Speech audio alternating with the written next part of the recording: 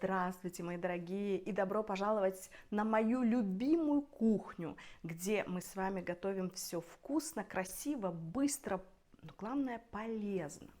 Дорогие мои друзья, сегодня мы с вами вместе спечем, по-моему, самый модный пирог этого сезона с грушей и сыром. И я решила этот рецепт сделать именно сегодня, потому что ко мне сейчас приедет брат с племянником, не ко мне, а к нам. И, естественно, что-нибудь такое вот после ланча, под бокальчик винца, пойдет наш полезный пирог. Так что делается он элементарно, быстро, и он очень и очень вкусный. Его можно готовить как в аэрогриле, но я его сегодня буду печь вместе с вами в духовке.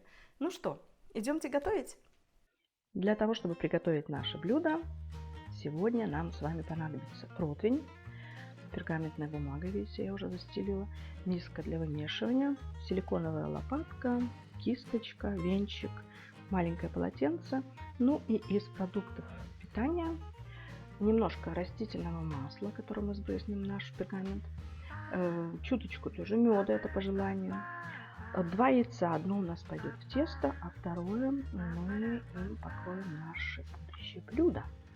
100 грамм тертого сыра, 3 столовые ложки цельнозерновой муки, видите, у меня вот такая вот. 250 грамм сыра. Сыр у нас должен быть тот, который называется камемберт. Также буквально 10 орешков я взяла миндаля. И немножко, чуточку совершенно на кончике ножа соли для баланса вкуса, чайная ложка разрыхлителя, немножко ванилина, опять же по вкусу, 250 грамм творога, у нас он, как всегда, протертый кварк называется, и 3 груши, которые я порезала вот так вот слайсами. Вот этот набор мы сегодня будем использовать в нашем блюде. Ну что, начинаем готовить. Противень пока давайте отставим в сторону и сделаем тесто для нашего чудо-пирога.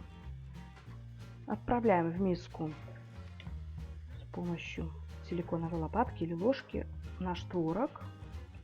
К нему же добавляем яйцо, тертый сыр и цельнозерновую муку, которая полезная, и она не будет плохо влиять на наш организм, как высшего качества. Чуточку соли, порошок для печенья, разрыхлитель и ванилин.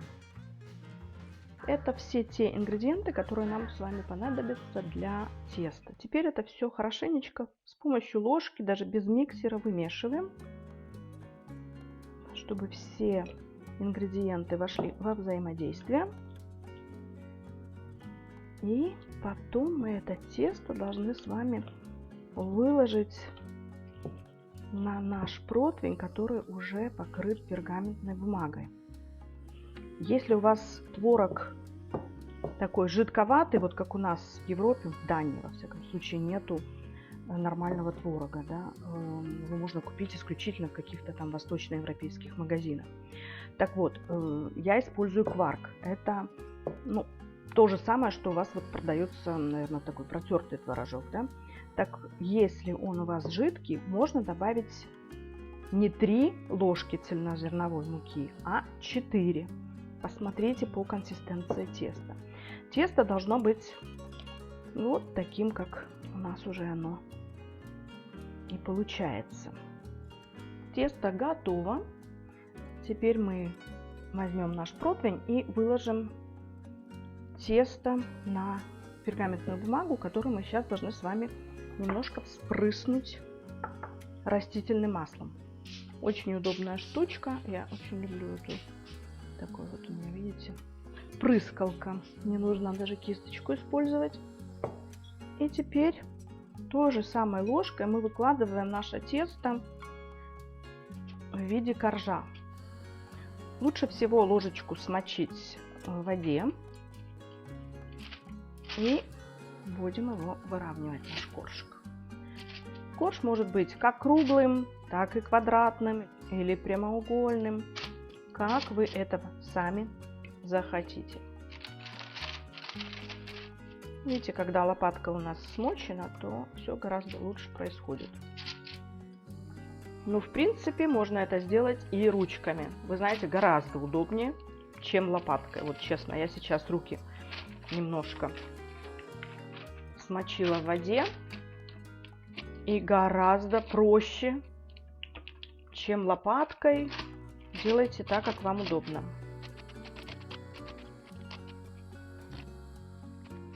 Опять же, размер вашего коржа тоже может быть таким, как вы сами того захотите. Я сделаю размер, наверное, как пицца.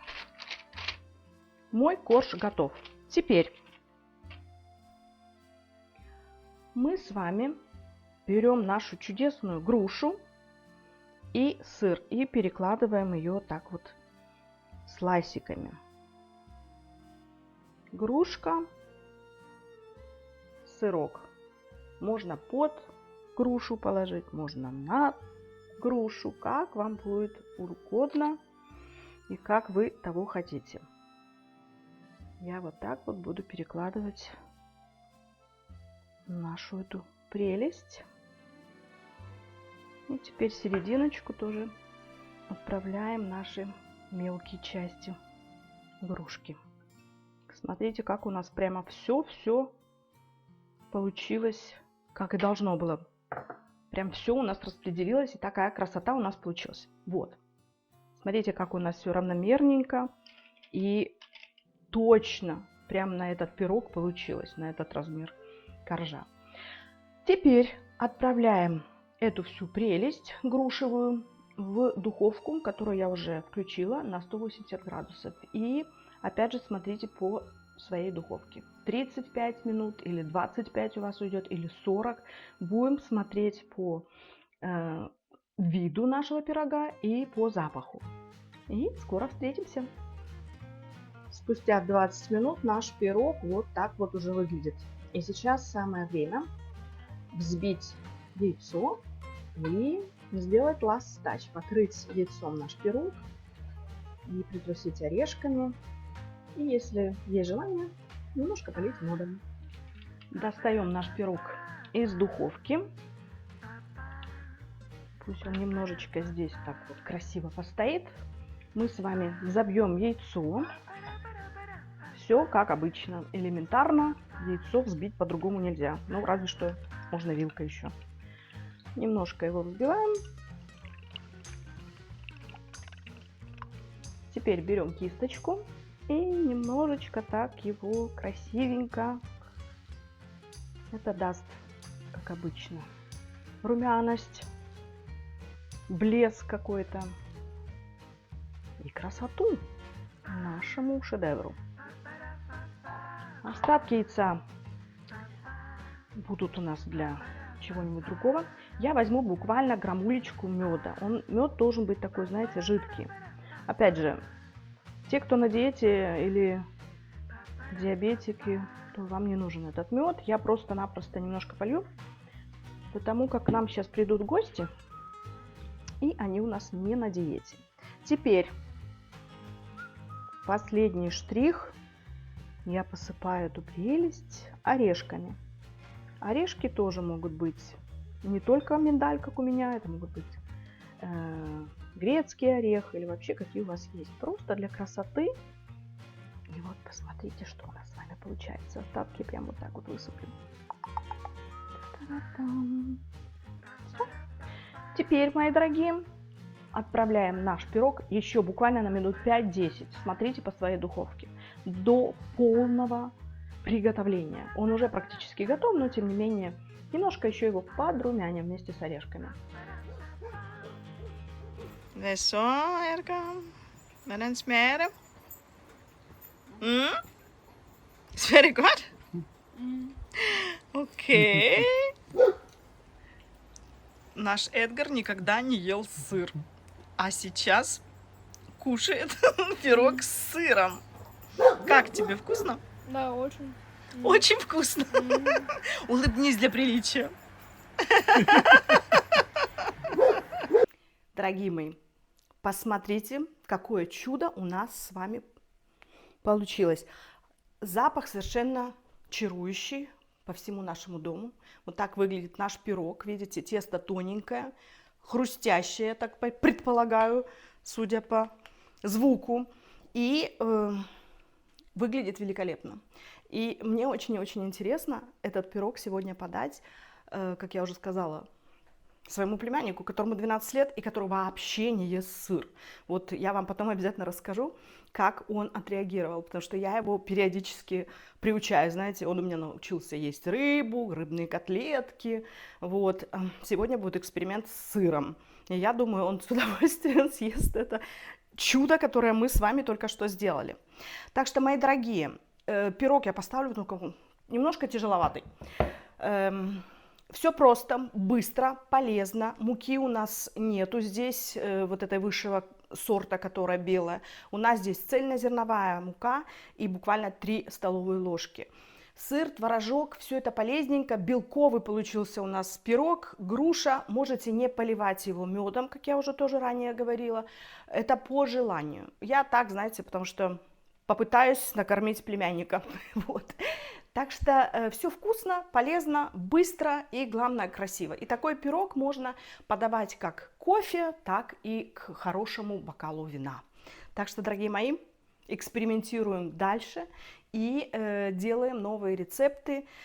Ну, конечно же, помним о том, что мы едим, чтобы жить, а не живем, чтобы есть. Ну, дорогие мои, спасибо, что были сегодня вместе со мной. И до новых встреч, до новых вкусных, полезных и красивых рецептов. С вами была ваша Виктория. Пока!